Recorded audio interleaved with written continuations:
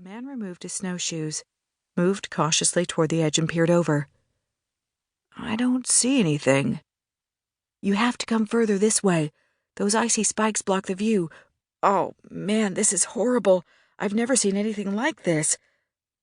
Randy felt the man's hand come down firmly on his shoulder. Oddly, he found the touch comforting. "Take it easy, buddy. Just relax, take a breath. It's down there?" Randy didn't have to fake the tears. They came on their own, and he couldn't imagine why. "Right down there." He pointed, and when the man leaned forward to follow his finger, Randy locked his knees and braced his legs and pushed against the man's back with all the strength he had. The wind carried away the prolonged scream as Randy just stood there, looking out toward the horizon, his face expressionless. It might have been seconds or hours when he finally fell to his stomach again and peered over the edge.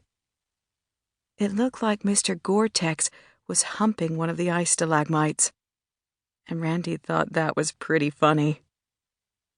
"I told you there was a body down there," he whispered, then pulled a tiny video camera out of his parka pocket and hit the zoom button.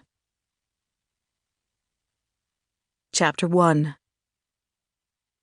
Alan squinted hard at his 3 faces in the tiara's bathroom mirror, trying without any real success to bring a single reflection into focus.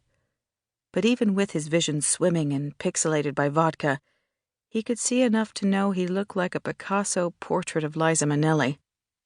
His false eyelashes were drooping like tired spiders, spinning crazy webs of mascara down his cheeks, and his smeared lips looked slightly askew, a scarlet counterbalance for his cockeyed wig that was tipping to the opposite side. His billowy white dress had also suffered the indignity of his 12-hour party day, and it was shredding pearls like a vomiting oyster. He cringed as he tried to tease out snippets of the evening from his memory, but there were a lot of black spots in the matrix. Sweet Jesus, Lord Almighty, he was drunk. How many martinis had he had? 2 at home, another 4 or 5 at Camilla's place for sure, and then there had been an unrelenting succession of those disgusting, tragically pink cocktails here at the club, pushed on him by the new Dominican bartender who'd been so guileless in sharing the various intimate locations of his body piercings.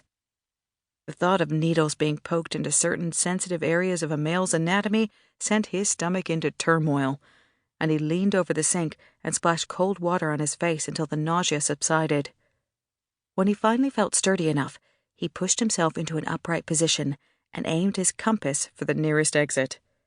The night was young, there were still some A-list parties he was planning to attend, and he needed to sober up before he did, especially if he was going to perform.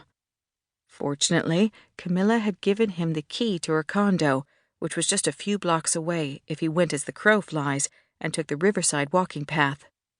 He'd take a shower, drink some juice, and he'd be up and running again just in time for the drag show. It was never easy negotiating the path along the Mississippi in 4-inch stilettos, even with your sense of equilibrium intact. And it was harder still when you were wearing a fabulous pair of Dolce & Gabbanas you just had to have because they were 50% off at Nyman's, even though they were a size too big.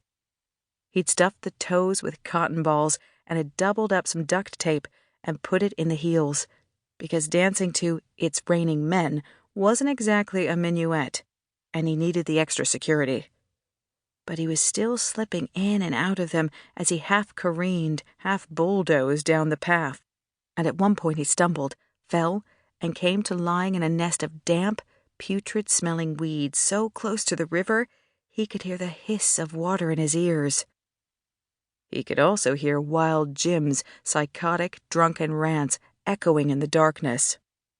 Crazy faggot, crazy queen fell down and broke his crown."